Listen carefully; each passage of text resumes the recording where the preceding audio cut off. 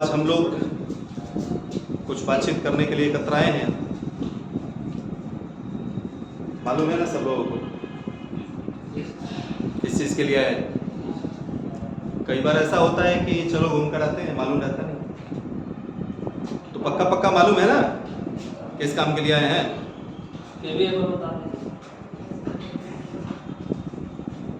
बताने से पहले एक बार एक राजनेता से पूछा गया कि 2 और 2 जोड़ने पर कितना आएगा। उन्होंने कहा कि आएगा तो 4 ही, पर अध्यक्ष जी से पूछने में क्या हर्ज है। तो मामला कुछ वैसा ही है। पता है लेकिन एक बार बता दीजिए। चलिए बता देते हैं।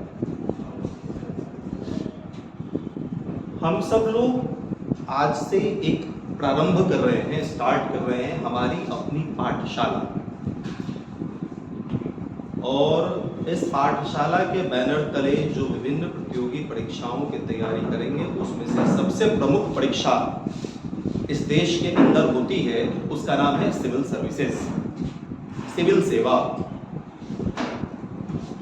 तो उसकी तैयारी कैसे करें, क्या करना चाहिए, क्या नहीं करना चाहिए, what to do what not to do, ऐसे विषयों को हम लोग यहाँ पर एक ब्रीफ डिस्कशन करेंगे। ठीक है क्या? इतनी बात मालूम है?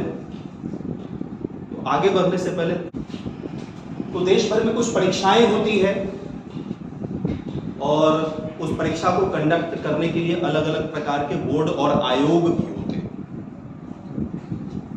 तो जो परीक्षाएं होती है, जो सेवा होते हैं, वो 2 प्रकार के होते हैं। एक होता है मिलिट्री सर्विसेज और दूसरा क्या होता है, सिविल सर्विसेज। मिलिट्री सर्विसेज और सिविल सर्विसेज 2 प्रकार की सेवा है। मिलिट्री सर्विसेज के अंदर ही और इस दोनों के बीच में एक और सेवा है जिसको बोलते हैं पारा मिलिट्री सर्विसेज। मिलिट्री सर्विसेज की जो सेवा होती है, जो प्रमुख पदों पर नियुक्ति के लिए जो प्रोसेस होता है, जो इंपॉर्टेंट पोस्ट के लिए रिक्रूटमेंट का जो प्रोसेस है, उस प्रोसेस को कंडक्ट यूपीएससी ही करती है in the name of CPF, CDS और एनडीए। नाम सुना है क्या आप लोगों ने? इसमें जो सीपीएफ है ये पैरामिलिट्री के लिए रिक्रूटमेंट प्रोसेस है। ठीक है ना? पैरामिलिट्री के अंतर्गत जो ऑर्गेनाइजेशंस भारत में काम करती है उसमें कौन कौन सा है? सीआरपीएफ, एसएसबी, बीएसएफ, आईटीबीपी जैसे 6 संगठन इस देश में काम करती है, जो पैरामिलिट्री ऑर्गेनाइजेशन है, जिसको अर्ध सैनिक बल कहते हैं। जो सैनिक बल है, मिलिट्री ऑर्गेनाइजेशन है, उसके अंतर्गत 3 फोर्सेस आते हैं, थल सेना, जल सेना और वायु सेना। जानते हो? तो सीडीएस जो एग्जाम है मिलिट्री सर्विसेज के लिए है, एनडीए जो है वो भी मिलिट्री सर्विसेज के लिए है। सीडीएस के लिए जो अप्लाई करते हैं ग्रेजुएशन के बाद वाले विद्यार्थी करते हैं, और जो एनडीए के लिए करते हैं वो 12th के बाद करते हैं। इस दोनों परीक्षा में मिलिट्री सर्विसेज के अंतर्गत जो पोस्ट मिलता है उस पोस्ट का नाम है सेकंड लेफ्टिनेंट। वायुसेना में फ्लाइट लेफ्टिनेंट, मतलब उस लेवल के अधिकारी इस दोनों परीक्षा के माध्यम से मिलिट्री सर्विस में नियुक्त होकर जाते हैं। अब सवाल उठता है कि एनडीए 12th लेवल पर और सीडीएस ग्रेजुएशन लेवल पर, और दोनों परीक्षा को कंडक्ट करने के बाद सेकंड लेफ्टिनेंट ही बनता है, तो ये कैसे होता है? तो एनडीए जो 12th करके गया उसका 4 साल का ट्रेनिंग होता है। उस 4 साल में मिलिट्री आपको ग्रेजुएशन की भी डिग्री देती है। सीडीएस के थ्रू जो जाते हैं उसमें ग्रेजुएशन की डिग्री पहले से मिली हुई है, इसलिए 1 साल की ट्रेनिंग होती है इंडियन मिलिट्री एकेडमी में।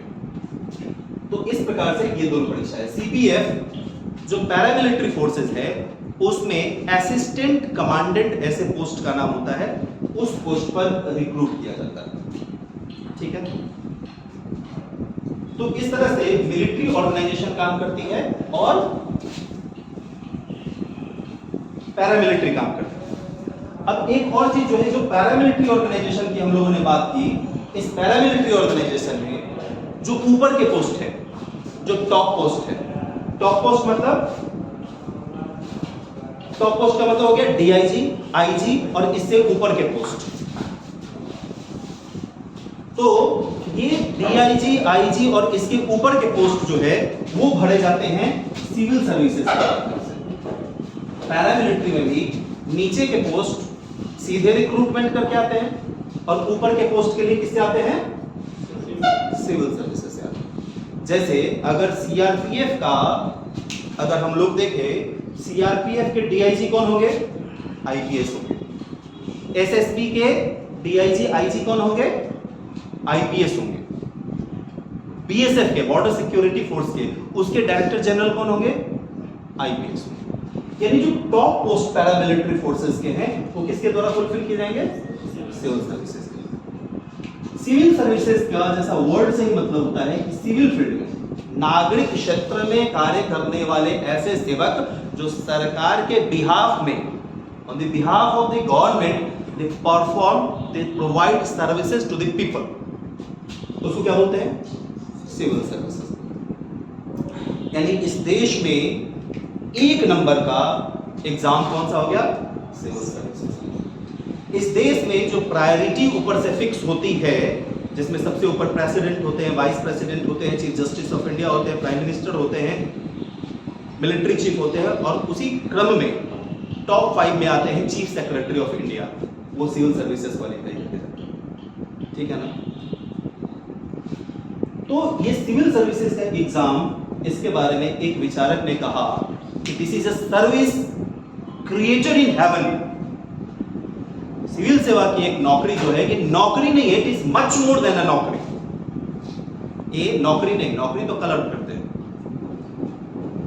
और जो सिविल से सर्वेंट होते हैं, जो लोक सेवक होते हैं, ये नौकरी से बहुत ज्यादा है। इसके बारे में एक क्रिटिक ऐसा लिखते हैं कि for many people district collector is my बाप। डिस्ट्रिक्ट कलेक्टर को क्या संज्ञा दिया? माई बाप for the people. For many people सरकार मीन्स डिस्ट्रिक्ट कलेक्टर और डीएम, डिस्ट्रिक्ट मजिस्ट्रेट। आज भी जब किसी प्रकार का कोई धरना, प्रदर्शन, ज्ञापन इत्यादि हम सबमिट करते हैं तो कहां सबमिट करते हैं? डीएम के अंदर। हम मंत्री हो सकते हैं, लेकिन हमको अपने जनता के लिए किसी प्रकार का कोई डिमांड सरकार से करना होगा तो हमको धरना कहां देना पड़ेगा?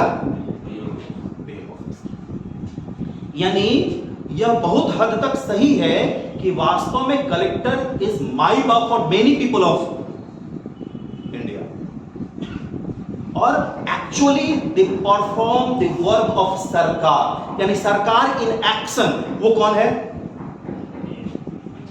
ऐसा हम लोग एक्सपीरियंस भी कर सकते हैं अपने डे टू डे लाइफ में, ऐसा करते ही होंगे, ऐसा अनुभव में भी आया। तो ये जो एग्जाम है ये क्या है? Most prestigious exam of India, और वर्ल्ड रैंक में मोर और लेस ये टॉप 3 में आता है। नंबर 1 पर फ्रेंच सिविल सर्विसेज आती है। तो ये इतना इंपॉर्टेंट एग्जाम है। इस एग्जाम की तैयारी, जब इतना बड़ा चीज मिलेगा तो परिश्रम भी करना पड़ेगा, और परिश्रम करना पड़ेगा तो एक राइट ट्रैक पर, सही ट्रैक पर परिश्रम करना पड़ेगा, एफर्ट लगाना पड़ेगा।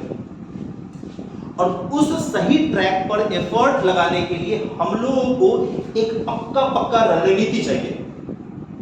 फिर ऐसे एग्जाम के बारे में हम लोग तैयारी कैसे करें, उस विषय पर हम लोग यहाँ पर बात करने के लिए आए सिविल सर्विसेज की। और ये हम लोगों ने चर्चा की कि सिविल सर्विसेज किस प्रकार से एक बहुत ही महत्वपूर्ण की परीक्षा है। आप अपने जीवन में जो कुछ भी चाहते हैं, whatever you want to have in your life, this is the way, एक रास्ता है। आप प्रसिद्धि चाहते हैं, ये एक रास्ता है।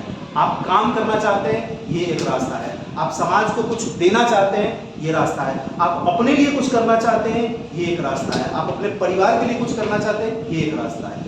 यानी शिखर पर पहुंचने के लिए एक सामान्य परिवार से निकले हुए किसी भी व्यक्ति के लिए ये सबसे बेहतरीन रास्ता है।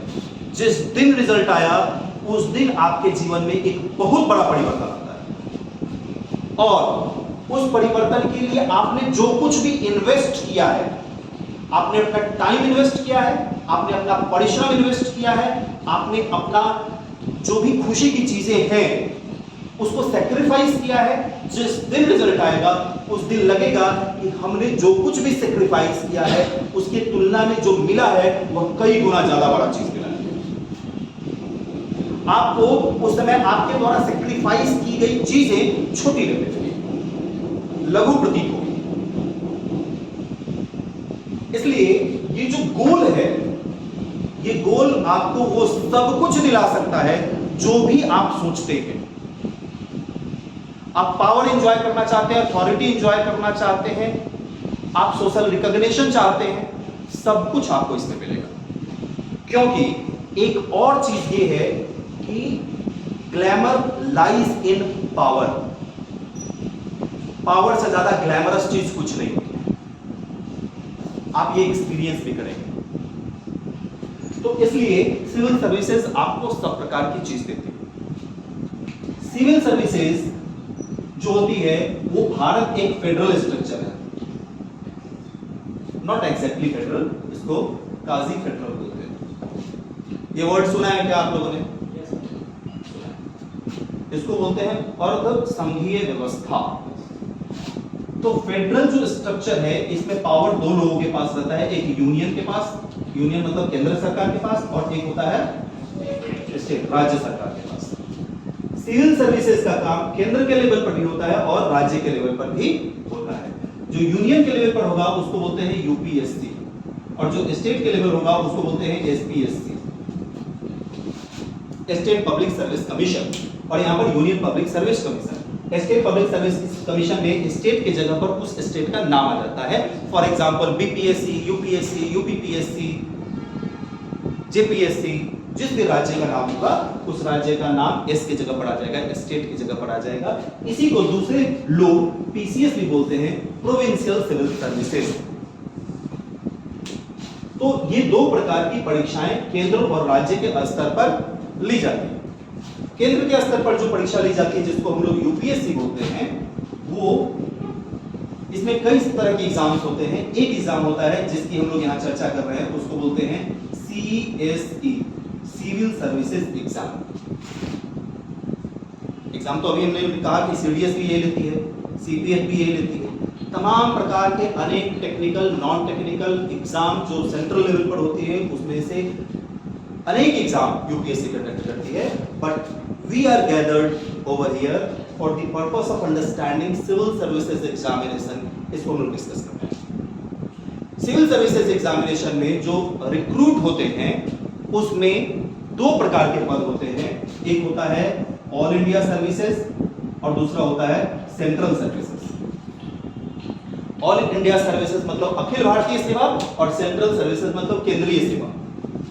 अखिल भारतीय सेवा का मतलब यह हुआ कि रिक्रूट जो होंगे लोग वो केंद्र के द्वारा होगा, लेकिन वो सर्विस किसको देंगे?